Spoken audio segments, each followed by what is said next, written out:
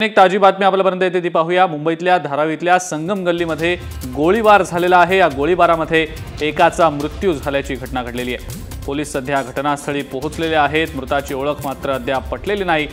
गोळीबार करणारा आरोपी मात्र फरार आहे। पोलिसांकडून या प्रकरणाचा अधिक तपास सध्या सुरू आहे।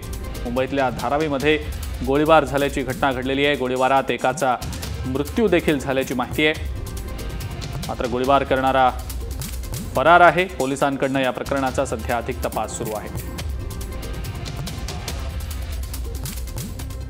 हम लोग मिनी होटल में बैठे हुए थे।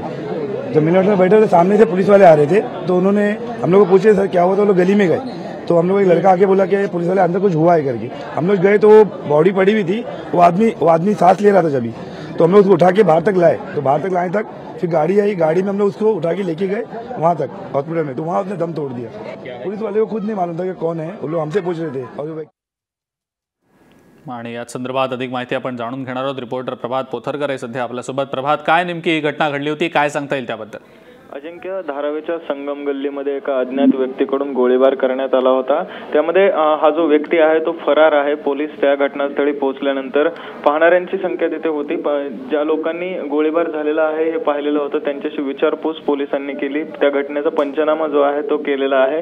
त्यानंतर आता जो आहे तो अज्ञात व्यक्ती आहे त्याच्या विरोधात तक्रार गुन्हा जो आहे तो दाखल केलेला आहे आणि त्याचा अधिक तपास सुरू आहे। मात्र हा गोळीबार कोणत्या कारणातून केला किंवा काय याच्या मागे कारण होती हे अद्याप पोलिसांना देखील माहिती नाहीये। ते त्याचा तपास करतायत आणि काही वेळातच हा जो तपास आहे तो पूर्ण करून पोलीस अधिक माहिती देणार आहेत असं सांगितलं। बिलकुल प्रभात, मृत्युमुखी पडलेल्या विषयीची काही माहिती आहे का? त्याची ओळख पटू शकली का?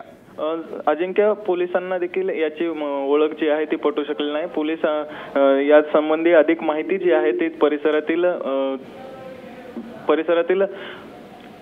परिसरामधून घेत आहेत। त्यामुळे या थोड्याच वेळामध्ये पोलीस जे आहेत ते अधिक माहिती घेऊन प्रेस कॉन्फरन्स घेऊन ही माहिती जी आहे ती देणार आहेत। बिलकुल प्रभात, थँक्यू माहिती दिल्याबद्दल।